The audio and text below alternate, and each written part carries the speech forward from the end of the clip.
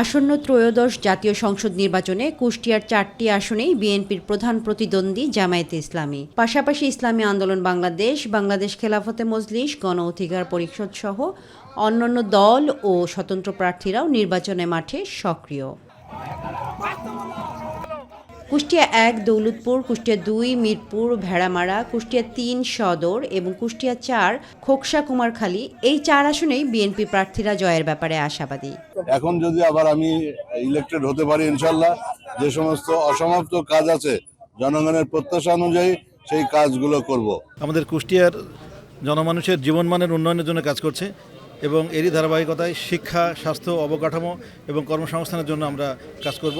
এদিকে জামাতের প্রার্থীরাও আসনগুলোতে জয়ের ব্যাপারে আশাবাদী।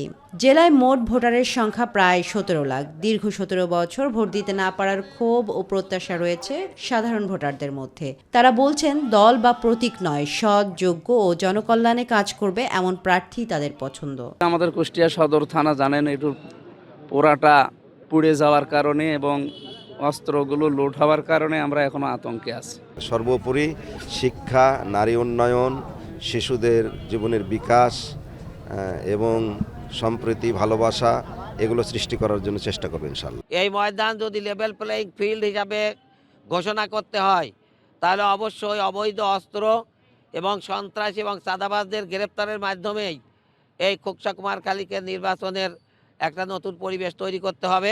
সুষ্ঠু, শান্তিপূর্ণ ও গ্রহণযোগ্য নির্বাচন নিশ্চিত করতে নির্বাচন কমিশন ও প্রশাসনের কার্যকর ভূমিকার প্রত্যাশা কথা জানিয়েছে ভোটাররা। সমস্ত যার থাকলে সেই দেবে, আর যার সমস্ত না থাকলে গরিব মানুষরা তারা কি করবে। তো আমরা চাই যে গরিব মানুষের জন্যে ভালো উন্নতি করুক বা তার সাহায্য করুক। জেএমপি আমাদের কুষ্টিয়ার জন্য সুন্দর পরিবেশ গড়বে, চাঁদাবাজি, দুর্নীতি, মাদকদ্রব্য এগুলো নির্মূল করবে। আমাদের কুষ্টিয়াটাকে স্পোর্টসের দিক থেকে, স্কুল কলেজ দিক থেকে সব কিছু মিলায়ে যেন আপডেট করে ফেলে। দুর্নীতিমুক্ত কুষ্টিয়া চাই, আর কুষ্টিয়ার একটা রোডম্যাপ লাগবে যে আমাদেরকে বোঝাবে যে কুষ্টিয়াতে আমরা এমন এমন কাজ করব। মাদকদ্রব্য নিয়ন্ত্রণ করবে, সন্ত্রাস নিয়ন্ত্রণ করবে, সব কিছু ভালোভাবে পরিচালনা করবে এবং ইসলামের পথে রাষ্ট্রটা যেভাবে পরিচালনা করা যায় সেভাবে পরিচালনা করবে। কুষ্টিয়া 4 আসনে এবার ভোটের লড়াই কতটা প্রতিদ্বন্দ্বিতাপূর্ণ হয় সেটি এখন দেখার অপেক্ষায়। তামান্না সাদিকা, মাই টিভি নিউজ ডেস্ক।